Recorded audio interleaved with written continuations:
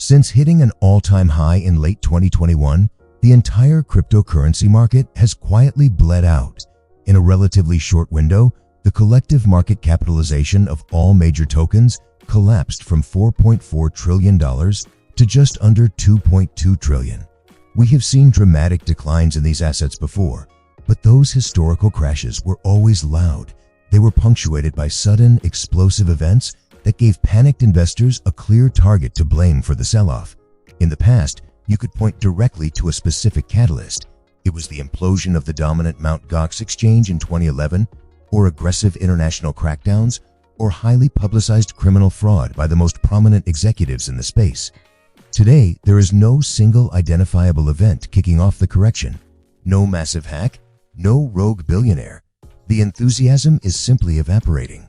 Cryptocurrency has survived massive price drops before, but it is now facing a total erosion of the story that once compelled people to believe in it. The market isn't just shrinking, it's losing its reason to exist. To understand why the foundation is cracking, we have to run an audit on the original promises made to early investors. The very first claim was that cryptocurrency would function as a frictionless, decentralized daily currency. In practice, network delays and scaling limits make it nearly impossible to use for daily transactions. Worse, if we look at purchasing power, the major tokens lost almost 50% of their utility value within a single month last year. A 50% loss of purchasing power in 30 days borders on the technical definition of hyperinflation. If an asset is that unstable, it fails the basic economic test of being useful as cash. When it became obvious that it couldn't work as currency, proponents pivoted. The new promise was that Bitcoin was actually digital gold, the ultimate stable store of value to protect your wealth from a failing economy. This chart directly compares the purchasing power of one Bitcoin against physical gold. A year ago, a single Bitcoin could buy 32 ounces of gold. Over the exact same 12-month period, that ratio collapsed. Today, it buys under 12. By failing the requirements of both a usable currency and a stable commodity, crypto has officially become a solution in search of a problem. So if it isn't money and it isn't gold, there was a third promise. Cryptocurrency was built to be an underground rebellion meant to completely bypass the traditional financial system. That anti-establishment narrative is dead. Today, the loudest voices in the industry are floating the idea of government bailouts and seeking regulatory approval from the exact agencies they swore to destroy.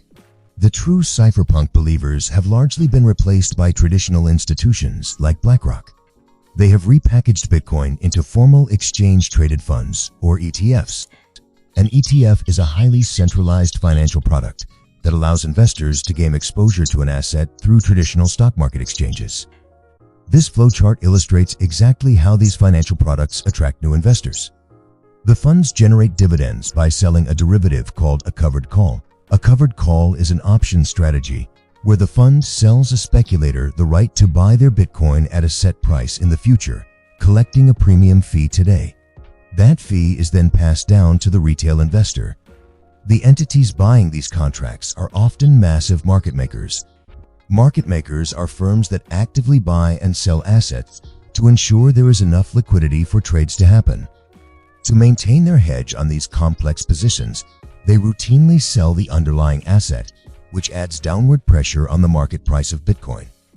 By achieving its ultimate dream of full Wall Street adoption, crypto allowed itself to be standardized and neutralized by the very institutions it set out to replace.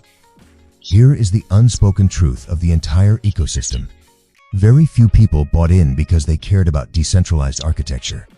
The vast majority of buyers simply wanted to get extremely rich extremely quickly off a highly volatile asset. Retail investors have finally realized they can get the exact same dopamine hit without pretending to care about the future of finance. The massive popularization of legalized sports betting and prediction markets has given them a direct outlet for high-risk gambling. At the exact same time, the massive institutional tech money is leaving the room.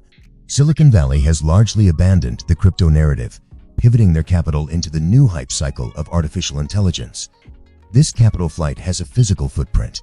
AI data centers are now actively crowding out crypto mining operations, fighting for the same power grids and specialized hardware required to run both technologies.